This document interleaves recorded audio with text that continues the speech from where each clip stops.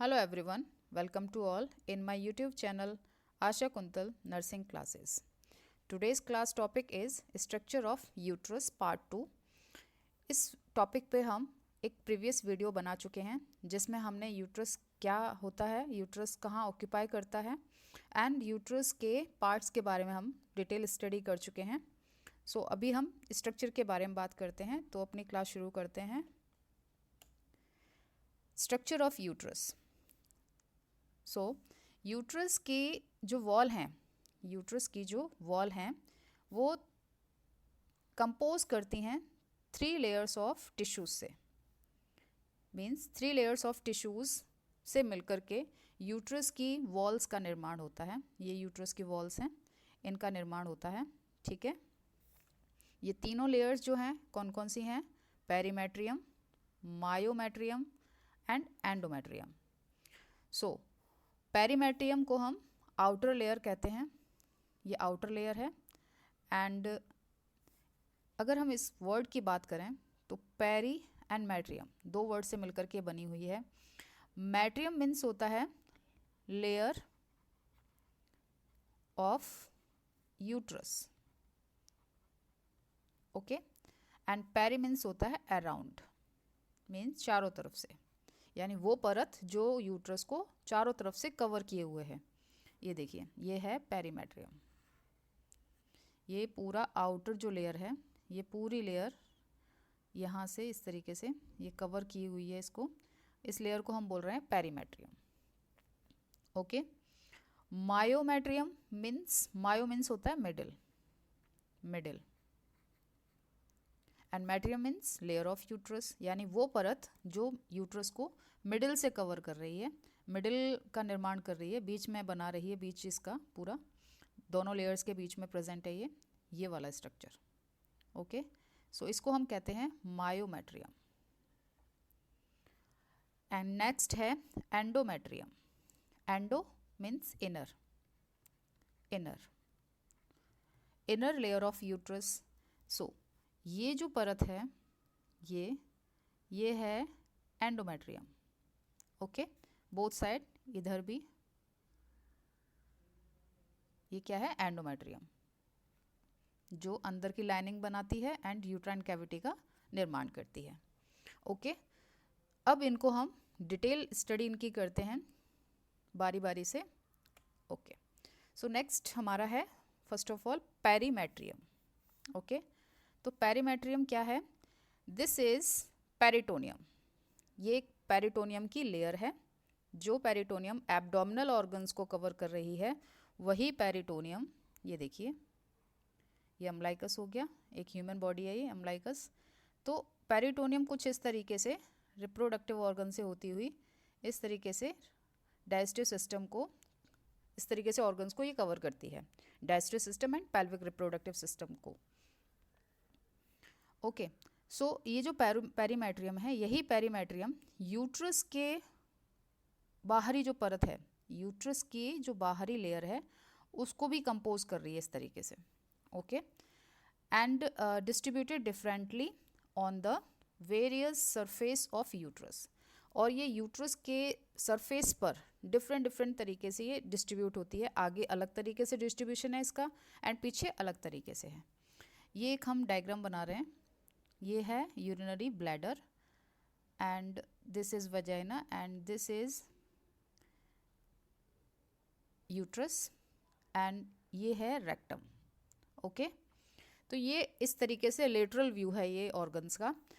तो ये जो पेरिटोनियम है, ये पेरिटोनियम किस तरीके से कवर करती है इसको? ऐसे, इस तरीके से कवर करेगी एंड इस तरीके से वापस फिर ब्लैडर की तरफ चली जाएगी.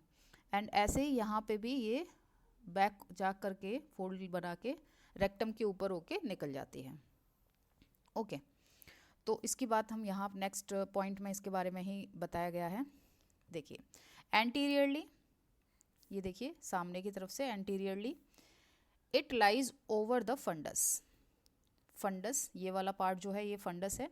तो फंडस से होती हुई आ रही है ये एंड बॉडी को कवर कर रही है. ये फंडस पार्ट है, ये देखें, ये वाला पार्ट जो है ये क्या है? फंडस. इसे बोलते हैं fundus of the uterus, okay. And ये जो पोर्शन है पूरा यहाँ तक, इसको हम बोलते हैं body, okay, body of the uterus. And ये जो पोर्शन है यहाँ से पूरा यहाँ तक, इसे बोला जाता है सर्विक्स, ओके। ये पार्ट्स हैं यूट्रस के। तो अब ये जो वॉल है पेरिटोनियम, ये पेरिटोनियम जो लेयर बना रही है पेरीमेट्रियम, ये इसको फंडस से होती हुई बॉडी से कवर करती है एंटीरियरली, एंड उसके बाद ये क्या करेगी, फोल्ड ऑन करती है, यानी ये वापस से फोल्ड होकर के ऊपर की तरफ आती है, and upper surface of urinary bladder को ये कवर करती है। ये देखिए, ये यूरिनरी ब्लैडर है और इसको ये क्या कर रही है, कवर कर रही है, ओके। इसको इसने बैक फोल्ड दे के कवर कर लिया। ये देखिए इस तरीके से यहाँ पे ये इसने बैक फोल्ड लिया, ओके। यहाँ पे इस तरीके से ये मुड़ गई है, राइट। एंड इसी तरीके से पोस्टीरियर भी जाएगी। तो पोस्टीरियरली ये क्या कर रही है कि ये this fold on peritoneum forms the vesico uterine pouch, okay. And ये जो फोल्ड बना ना आगे एंटीरियरली, इस फोल्ड की वजह से यहाँ पे एक पाउच जैसा स्ट्रक्चर बन गया है, एक थैलेनुमा स्ट्रक्चर बना है इस तरीके से, ये वाला। तो ये वाले इस चीज़ को हमने हाईलाइट करके दिखाया है। तो ये जो पाउच बना है इसको हम कहते हैं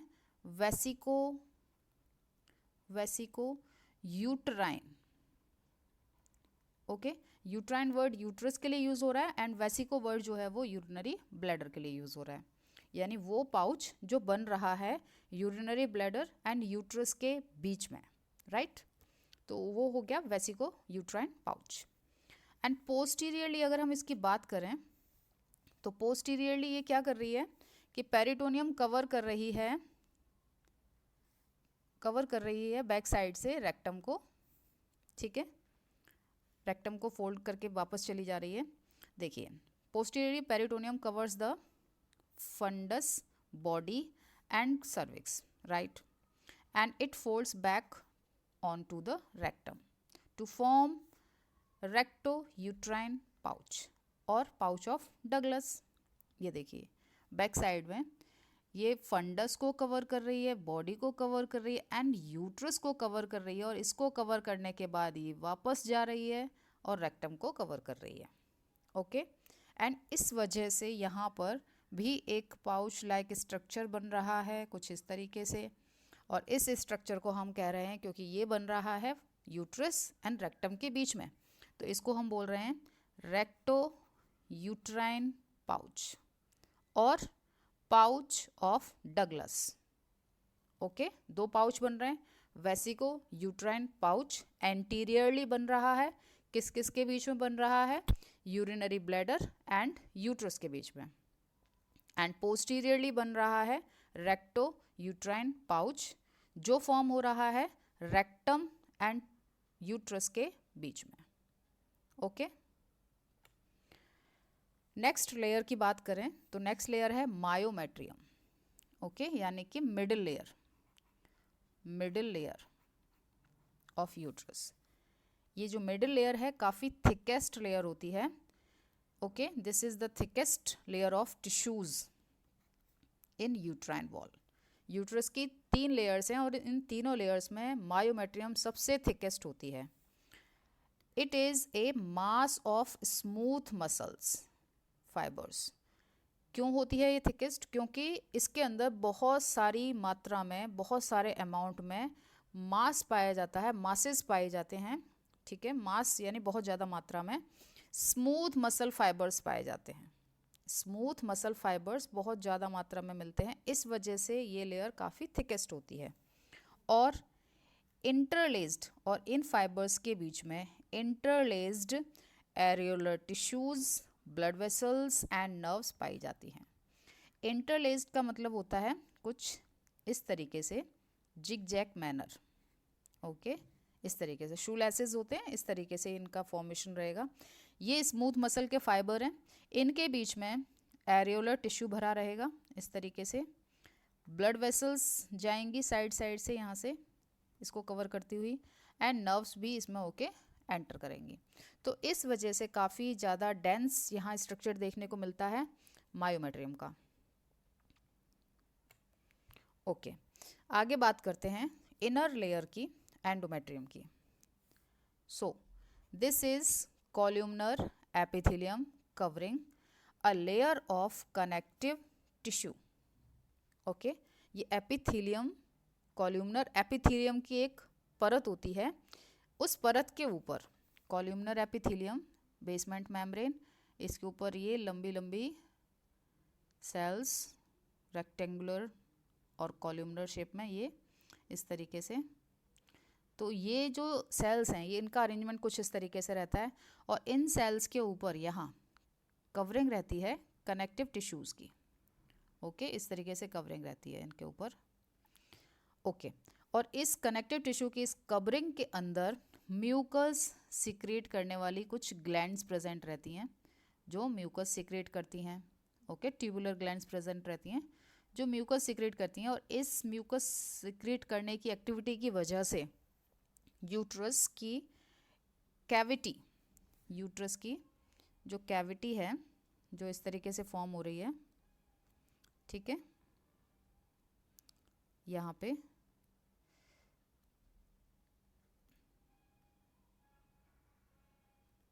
तो ये वाला जो पोर्शन है, ये इस तरीके से यहाँ पर इस तरीके से रहती हैं, और इस वजह से यहाँ पर हमेशा मॉइस्चरनेस बनी रहती है, जिससे नरिशमेंट मिलता है। Okay,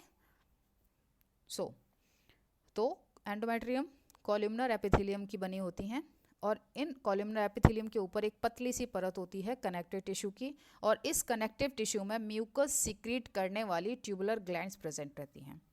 okay, it is richly supplied with blood, इसके अंदर काफ़ी ज़्यादा मात्रा में ब्लड सप्लाई देखने को मिलती है, और ये ब्लड सप्लाई मिलती है स्पायरल आर्टरीज से, और ये स्पायरल आर्टरीज ब्रांच होती हैं यूट्राइन आर्टरी की। ओके, सो यूट्राइन आर्टरीज की सप्लाई कर रही है। ओके, अब यूट्राइन आर्टरी में से बहुत सारी ब्रांचेस आ रही हैं, वो ब्रांचेस सप्लाई स्पायरल आर्टरीज कहा जा रहा है उनको, और ये स्पायरल आर्टरीज मायोमेट्रियम में प्रेजेंट हैं, और मायोमेट्रियम से ये फिर सप्लाई देती हैं एंडोमेट्रियम को। ओके, इस तरीके से यहाँ पे ये प्रेजेंट रहेंगी, और यहाँ से फिर सप्लाई देंगी एंडोमेट्रियम को, और एंडोमेट्रियम थिक होती रहेगी। ओके, अपने सीक्रेशंस डालती रहेगी और प्रिपेयर करती रहेगी अपने आप को। ओके, सो बहुत ज़्यादा मात्रा में ब्लड सप्लाई यहाँ पर देखने को मिलती है स्पायरल आर्टरीज के थ्रू, और स्पायरल आर्टरी जो है वो ब्रांच है यूट्राइन आर्टरी की। ओके, अब ये जो एंडोमेट्रियम है, इसको हमने दो पार्ट्स में डिवाइड किया है फॉर फर्दर स्टडी। फर्स्ट है इसका फंक्शनल लेयर। ओके, इस लेयर को दो पार्ट्स में डिवाइड किया है, फंक्शनल लेयर, एंड सेकंड है बेसल लेयर। ओके, ये टेम्पररी लेयर है, टेम्पररी है, एंड ये परमानेंट है। ओके, ये टेम्पररी है, ये परमानेंट है। ओके, अब बात करते हैं फंक्शनल लेयर की। उससे पहले ये डायग्राम देख लेते हैं। ये देखिए, ये है यूट्राइन आर्टरी, ये क्या है, यूट्राइन आर्टरी, जो यूट्रस की सप्लाई कर रही है। ओके, फिर यूट्रस में से ये निकल रही हैं स्पायरल आर्टरीज, ये ब्रांचेस निकली, और ये ब्रांचेस ने यहाँ पर बनाया, ये देखिए, ये जो स्ट्रक्चर है, ये आर्टरीज ने अपने आप को डिवाइड किया है, और ये स्पायरल फॉर्म में, स्प्रिंग के जैसी फॉर्म में ये कन्वर्ट हो गई हैं। ये क्या है, स्पायरल आर्टरीज हैं, ये हैं स्पायरल आर्टरीज। ठीक है, यूट्राइन आर्टरी जिसने बहुत सारी ब्रांचेस दी, और ये ब्रांचेस आगे जाके और छोटी छोटी ब्रांचेस में बदल जाती हैं, जिन्हें हम कहते हैं स्पायरल आर्टरीज। ये देखिए स्पायरल आर्टरीज, ये वाली। ओके, तो ये स्पायरल आर्टरीज जो हैं, ये सप्लाई कर रही हैं फंक्शनल लेयर की, फंक्शनल एंडोमेट्रियम की। अब ये देखते हैं, ये देखिए, ये जो स्ट्रक्चर है, इस स्ट्रक्चर में ये पोर्शन, इतना, ओनली इतना पोर्शन, यहाँ से यहाँ तक, ये पोर्शन ओनली पेरीमेट्रियम है। ओके, और यहाँ से लेकर के यहाँ तक ये पूरा पोर्शन है मायोमेट्रियम। मायोमेट्रियम थिकेस्ट होती है। ओके, इसको हमने जूम करके देखा है यहाँ पे, है ना। अब ये यहाँ से लेकर के यहाँ तक है ये एंडोमेट्रियम। ओके, क्या है ये, एंडोमेट्रियम। ये देखिए, यहाँ से लेके यहाँ तक। ओके, अब इस एंडोमेट्रियम को हमने दो पार्ट्स में डिवाइड किया है। सो यहाँ से लेके इतना पार्ट बेसल, एंड यहाँ बेसल के इस पॉइंट से लेकर के यहाँ तक ये है फंक्शनल। ओके, इस फंक्शनल लेयर में ये जो ग्लैंड्स हैं इन्हें हम बोलते हैं एंडोमेट्रियल ग्लैंड्स, क्योंकि एंडोमेट्रियम के अंदर प्रेजेंट हैं ये जो सेल्स हैं ये हैं कॉलमनर एपिथेलियम। ओके, अब इसको हम डिटेल में देखते हैं। तो फंक्शनल लेयर सबसे ऊपर की परत है। ओके, ये सबसे अंदर की है, ये सबसे ऊपर की है, तो it is upper layer, right, and thicken and becomes rich in blood vessels. ये काफ़ी थिक है, बेसल लेयर से तो काफ़ी थिक है, तो थिकन हो जाती है ये, और इसके अंदर ब्लड वेसल्स बहुत ज़्यादा हैं।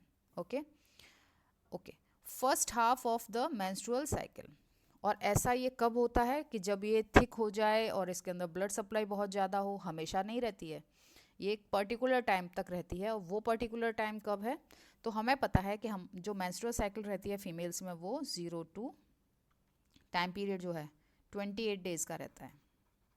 ठीक है, तो हमने इसको 0 से लेके 28 डेज़ लिख लिया। ओके, अब इसको हम अगर दो पार्ट में डिवाइड करें, क्योंकि यहाँ फर्स्ट हाफ बोला जा रहा है, तो दो पार्ट में डिवाइड करें तो 0 से 14th डे एंड 14 से लेके फिर 28 डे, ये दो फेस हमने बना दिए इसमें। ओके, तो फर्स्ट हाफ में यानी इस हाफ में 0 से लेके 14 दिन जो हैं पहले मेंस्ट्रुअल साइकिल खत्म जैसे ही शुरू होती है तब से लेकर के और 14th डे तक जो टाइम पीरियड है उसे फर्स्ट हाफ कहते हैं। ओके, इस फर्स्ट हाफ में ये जो फंक्शनल लेयर है मेंस्ट्रुएशन के टाइम पे ये टूट जाती है, यहाँ तक बचेगी बस, मैं जो आपकी बेसल लेयर है यहाँ तक बचेगा, ये पूरा टूट जाता है, फंक्शनल लेयर पूरी टूट जाती है। फिर नेक्स्ट दोबारा से अब ये जो बेसल लेयर है ये क्या करती है, रीजनरेट करती है फंक्शनल लेयर को, और इसको रीजनरेट होने में लगता है समय 14 दिन का। ओके, तो फर्स्ट हाफ में क्या होता है, ये जो फंक्शनल लेयर है काफ़ी थिक हो जाती है और इसके अंदर ब्लड वेसल्स की जो सप्लाई है वो बहुत ज़्यादा बढ़ जाती है। ओके, अगर 14th फर्स्ट हाफ में ऐसा होगा, फिर उसके बाद 14th डे को ही क्या हो रहा है, ओव्यूलेशन हो रहा है। 14th डे को ओवरी से यहाँ से ओवम निकल रहा है, और ये ओवम अगर स्पर्म की प्रेजेंस में अगर ये फर्टिलाइज्ड हो गया, ठीक है, अगर फर्टिलाइज्ड हो गया तो फिर यहाँ इम्प्लांटेशन होगा, तो मेंस्ट्रुअल साइकिल तो होगी नहीं, इसकी ग्रोथ होती रहेगी। लेकिन अगर फर्टिलाइज्ड नहीं हुआ, अगर ओवम फर्टिलाइज्ड नहीं हुआ तो क्या होगा, इम्प्लांटेशन भी नहीं होगा, यहाँ पे आके इम्प्लांट नहीं होगा। ठीक है, अगर इम्प्लांट नहीं होगा तो ये जो लेयर है एंडोमेट्रियम ये क्या करेगी, शेड हो जाएगी, यानी टूटने लगेगी और गिर के मेंस्ट्रुएशन के थ्रू बॉडी से बाहर निकल जाएगी। ओके, अगर ओवम फर्टिलाइज्ड नहीं होता है तो इम्प्लांटेशन नहीं होगा, इम्प्लांटेशन नहीं होगा तो फंक्शनल लेयर जो है एंडोमेट्रियम की वो शेड होकर के मेंस्ट्रुएशन के थ्रू बॉडी से बाहर निकल जाएगी। अब नेक्स्ट है basal layer. It lies next to myometrium, ये मायोमेट्रियम के बाद है प्रेजेंट। ओके, देखिए यहाँ पर ये यहाँ से लेके यहाँ तक, यहाँ से यहाँ तक ये क्या है, फंक्शनल लेयर है, यहाँ से यहाँ तक ये बेसल लेयर है, ये है मायोमेट्रियम। ओके, एंड इसके जस्ट नीचे यहाँ प्रेजेंट रहेगी पेरीमेट्रियम। ओके, अब यहाँ पे क्या हो रहा है कि जो बेसल लेयर है ये बेसल लेयर मायोमेट्रियम के बाद में है, तो next to the myometrium, and is not lost during menstruation, और ये मेंस्ट्रुएशन के टाइम पर लॉस नहीं होती। ठीक है, ये नहीं टूटती है, इसी वजह से ये क्या है, परमानेंट लेयर है।